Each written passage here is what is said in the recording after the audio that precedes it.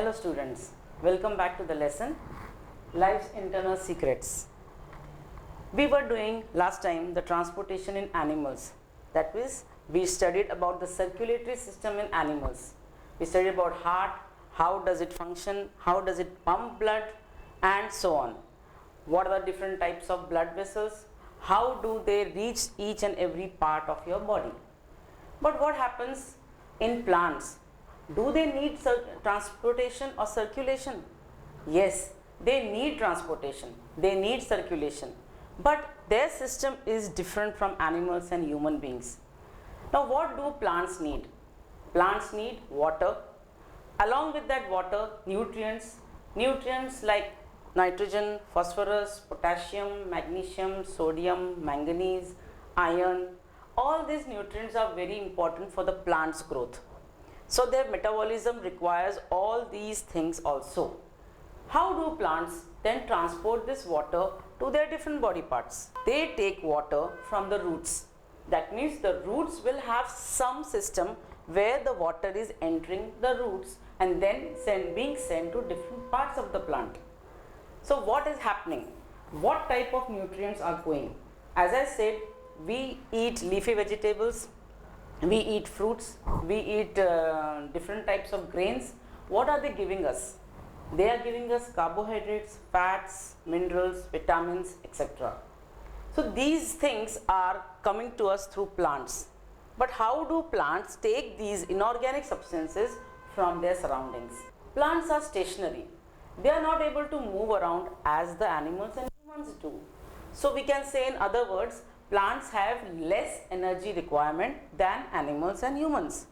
But still, even if they have less energy requirement, they have to transport the water and nutrients and food prepared by the plants to different parts of the body. Now, their plant body is having roots, stems, leaves, branches, right? So where is the fruit? Where is the food made? The food is made in the leaves, mainly in the leaves where the green chlorophyll is present, and the root is absorbing the water. So there are two vascular bundles which are involved in the transportation of water and food. It happens through xylem and phloem, and these together are called as vascular bundles.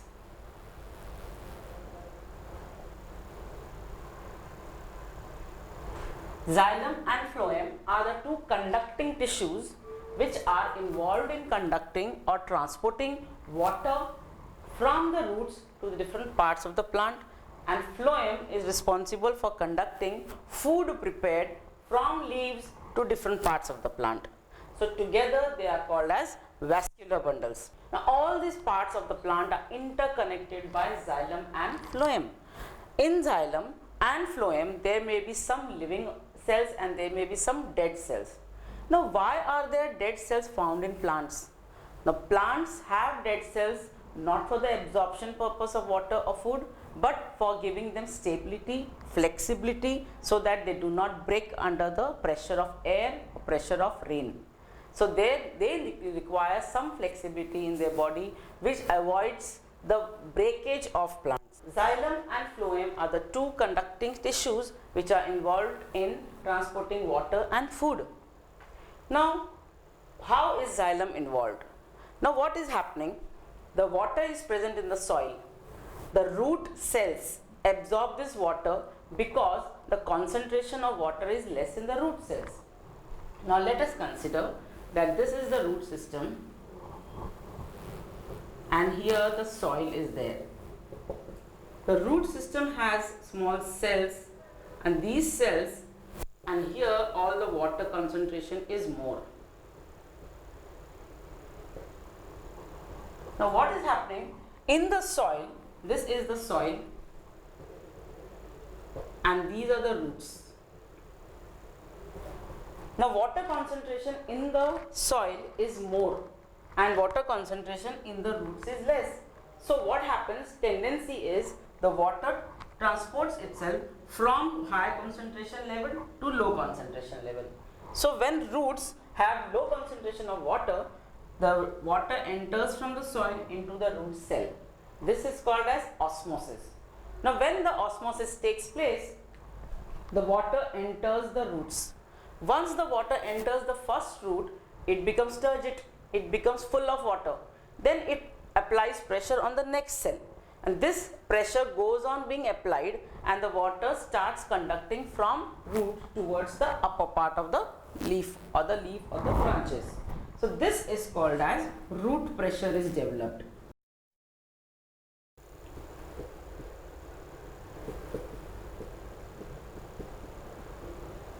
So how is root pressure developed?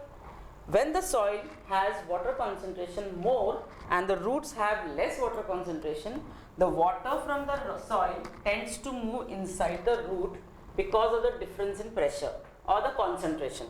So when the water enters, this cell absorbs the water.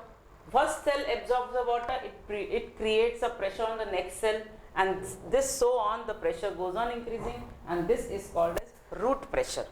Due to root pressure, the water starts entering the roots and it starts going in the upper parts of the plant. This is how the water is slightly pushed upward slowly, and we see that water reaches to each and every part of the plant body, and this is mainly done by xylem. This xylem is a conducting tissue having different types of cells which are involved in only the conduction of water from the root to the stem. Now there is an activity given in your book 10.19 on page 129. We will just discuss the activity which will prove that water is travelling from roots to the stem. Take a herbaceous plant or like balsam or tuberose. Any plant, balsam is the most common plant found. Take that with the root. Okay, place it in a flask containing water with dissolved red dye. Now what they are saying, take a beaker, put water in it and add a dye, saffron in. Then put this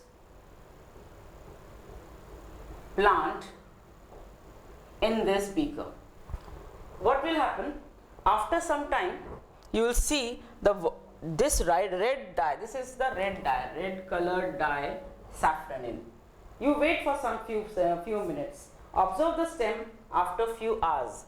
So if you start observing, you will see after 1 or 2 hours, these leaves turn red. It turns reddish in color, which shows what, or which proves what? That I had added in the water red dye, saffron in. Another dye can be used, it is called as eosin.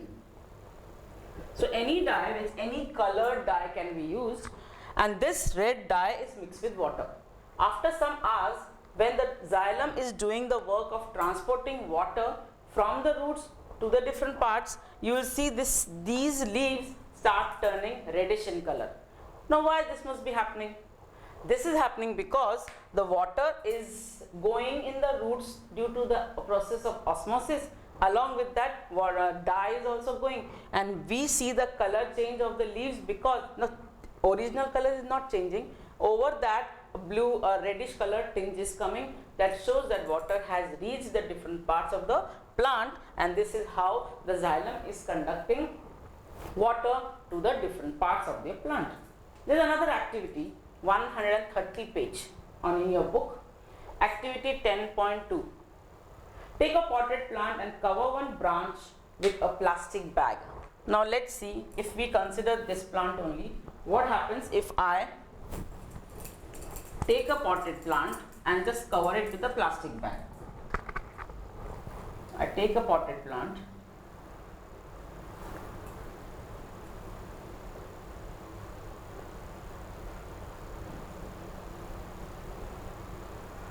I have taken a potted plant and I am covering this potted plant one with the plastic bag, one of the branches with plastic bag.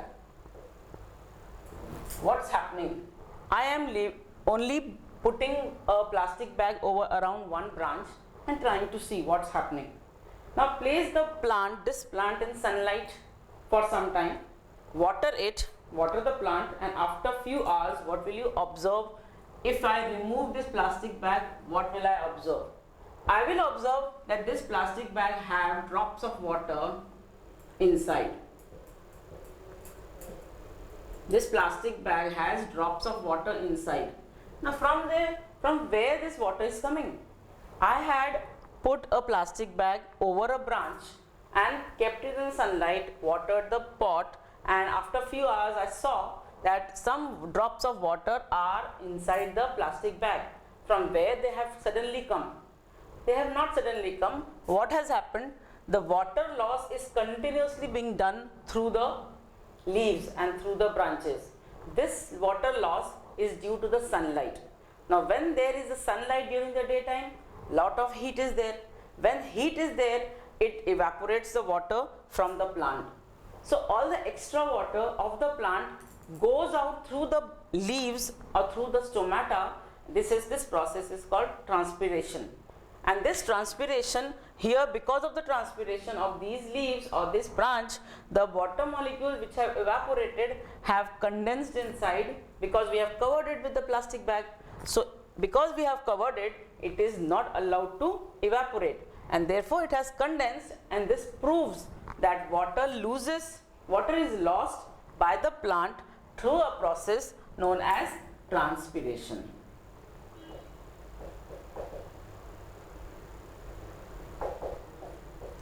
So how human beings, when they go in sunlight and it is very hot, we sweat a lot. Everywhere we are sweaty. Same way, because our body has a tendency to lose out water which is extra. Now here plant also have some extra water. The water continuously is being lost due to the presence of sunlight and its heat. Now this process is called transpiration. There are two benefits of transpiration. What is the first benefit? As I said, extra water of the plant comes out. Secondly, it helps the plants to remain cool. Their temperature remains cool, because when the water vapor is coming out due to the sun's heat, the surroundings become cool. So the transpiration is another process where loss of water takes place from the plants. But is there any use of transpiration? Yes. During the sunlight, during the day, when the sunlight is there, what happens? The water from the roots go to the whole plant. When it is a big tree we are talking about, it happens very fast. In the huge tree, suppose it is 10 to 15 feet high, then how the water will reach there so fast? During the daytime, this transpiration actually is pulling up the water. Yeah, so all the water is coming out, and this creates a suction pull. There is a suction pull created in the whole plant. When the suction pull is created, the water from the soil starts moving towards the roots much faster, and this happens during the sunlight or during the daytime. The transpiration is creating a suction pull.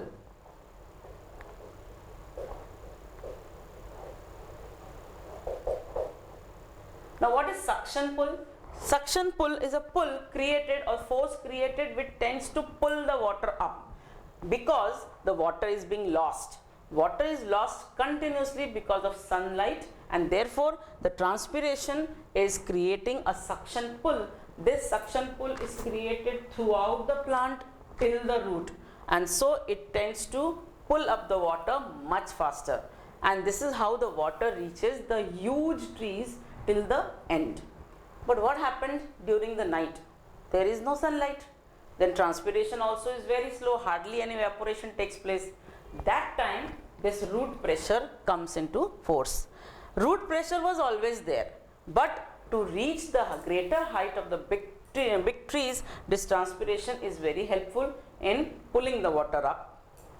During the night time, this root pressure works. So there are two pressures which are working. One is the suction pull, and second is the root pressure, which acts during the night, and it acts full day also, but comparatively at night it works faster, and in transpiration creating a suction pull during the daytime. So this is how the water can be transported from roots to the different parts of the plant. Now what about food? Now what is food prepared? Food which is prepared by the plant is transported through another conducting tissue which is known as phloem. So what is phloem involved now? Phloem is involved in the translocation of food. Now when I say translocation, that means the location is changing. So phloem is involved in translocation of food. Food is prepared in leaves. Leaves prepare the food. Now once the leaf has prepared food, how it has to get transported to different parts of the plant? There should be some system in it. Now that system is created by phloem. The food which is prepared in the leaves, they pass on to the next cell because of the pressure developed. Now again, the concentration of food in one cell is more. So wherever concentration is less, it will pass there. Once it passes in that cell, the amount of water decreases. So if the amount of water decreases, water also comes from high concentration to low concentration. This is how the food is transported cell by cell to different parts of the whole plant. Does it go only in one direction? No. Phloem will transport food to all the parts, from the leaves to the upper part, to the lower part, to the root, to the stem, to the branches. Everywhere this translocation of food takes place because of the phloem. The phloem is also called the conducting tissues of food. So this is how the food gets translocated. The location changes because of the difference in the pressure of water and food, or the difference in the concentration of food in one cell, then it passes to the next cell. This is how the food gets transported. Now what happens when the extra food is present? That extra food is present in the roots, in the fruits, in the buds, in the thick leaves. The food is stored. Now when there is a small bud, it needs more energy. When it needs more energy, the fruits are giving the energy where the food is stored. This is how the bud gets the energy to develop into a flower. So all this work is done by the phloem. So what we saw just today is transportation in plants is carried out mainly by xylem and phloem. Xylem is involved in transporting water to different parts of the plant from stem, and phloem is involved in translocation of food from leaves to different parts of the plant body.